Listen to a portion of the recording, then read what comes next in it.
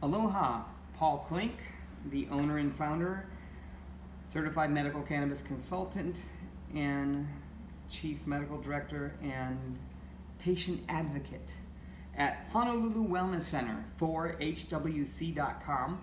And feel free to call me anytime on my private number. It's impossible to forget, 808-721-7777. And this is a video on how to set up your vape from NOA Botanicals.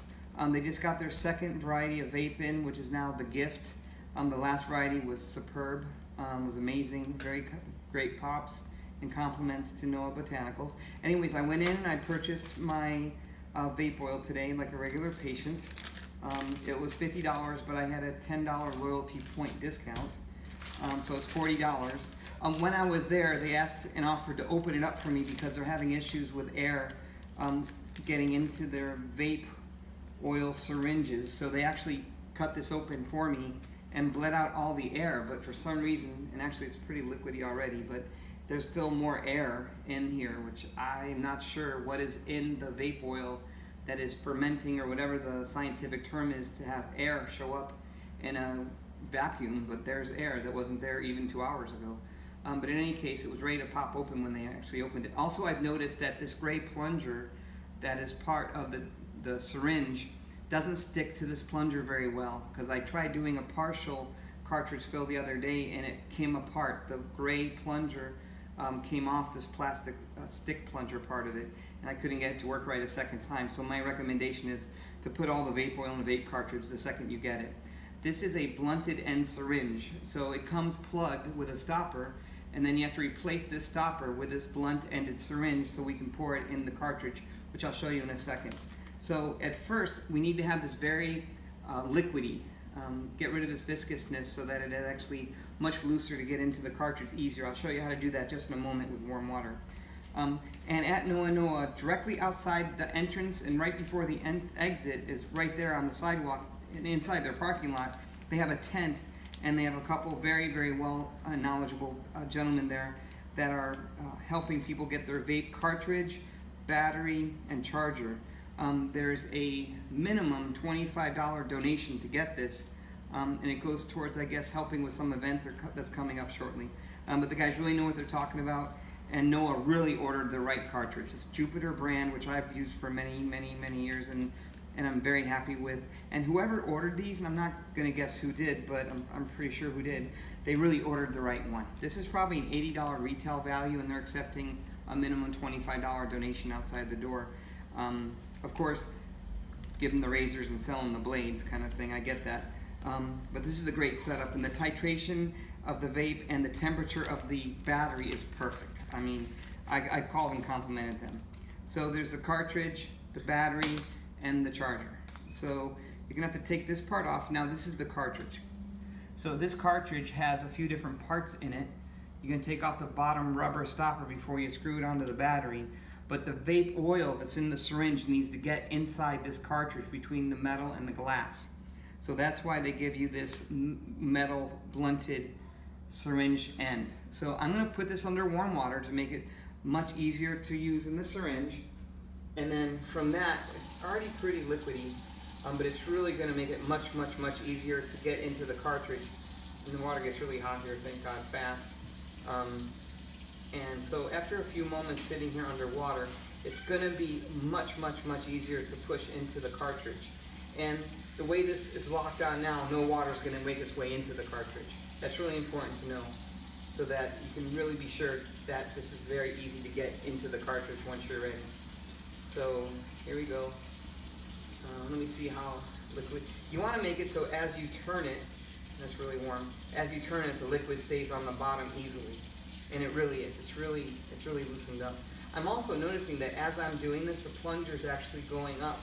So I guess there must be a temperature variant issue that's creating that air. So maybe when it goes from hot to cold and hot to cold, the expansion and contraction is what's causing that air inside the syringe. I don't know, but that'd be my first guess, seeing what's going on right now. All right, it's very liquidy now. This is really good. So you have an idea about how long it takes. So right now, it's very liquidy. Let me get it close to the camera so you can see it. It's pouring back and forth very easily. I'm just going to shake it off. Again, this stopper is here, which keeps it safe. And I definitely don't want any water in that.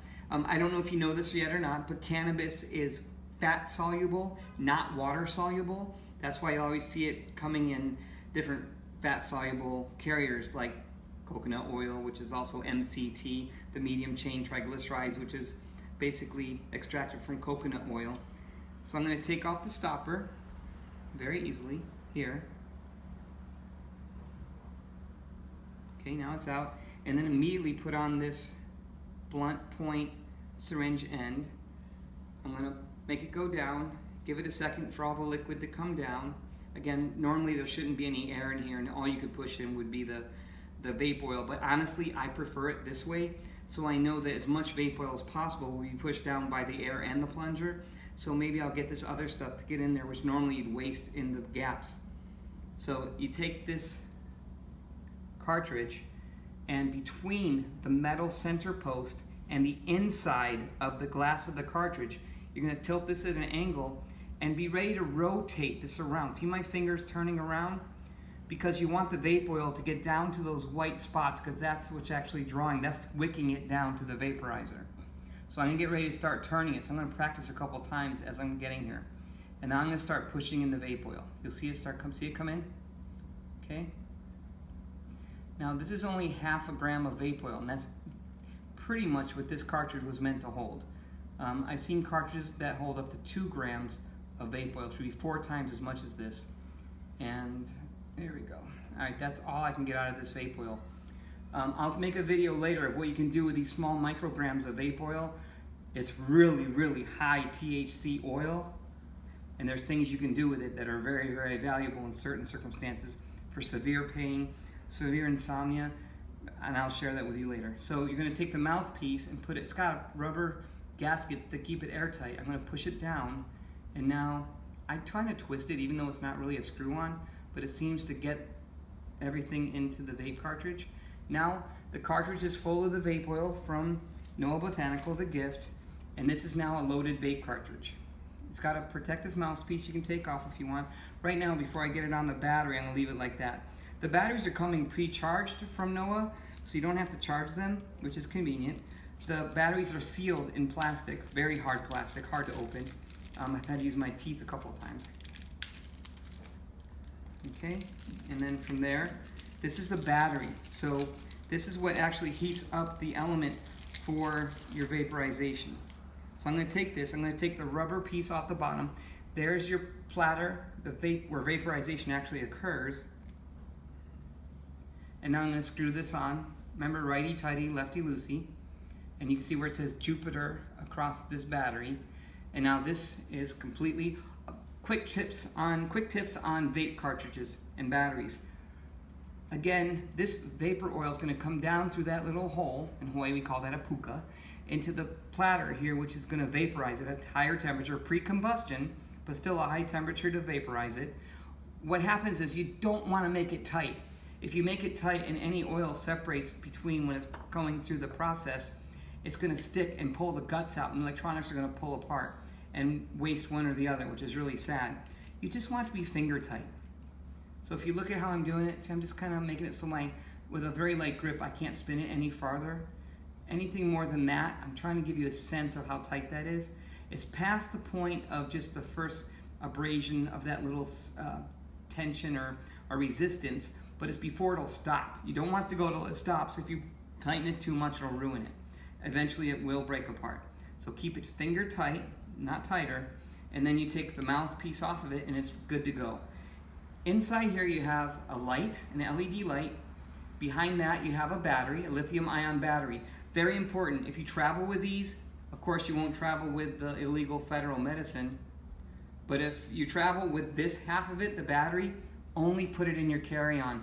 Do not put it in your checked luggage. This is a lithium-ion battery.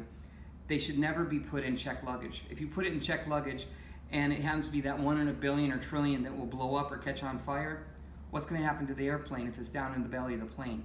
You want to keep all lithium-ion batteries in your carry-on so you can keep a vigilant eye on them. Okay, now so that's just another tip about the battery. So you got a light, you got a lithium-ion battery, you have the actual vaporization chamber where it's heating and actually turning into vapor, and then through the center post you're getting your air with the vapor once you inhale.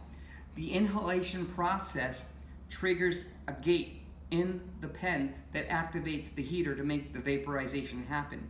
So there's no on-off button, and you just keep using it until it blinks or it doesn't draw any vapor anymore.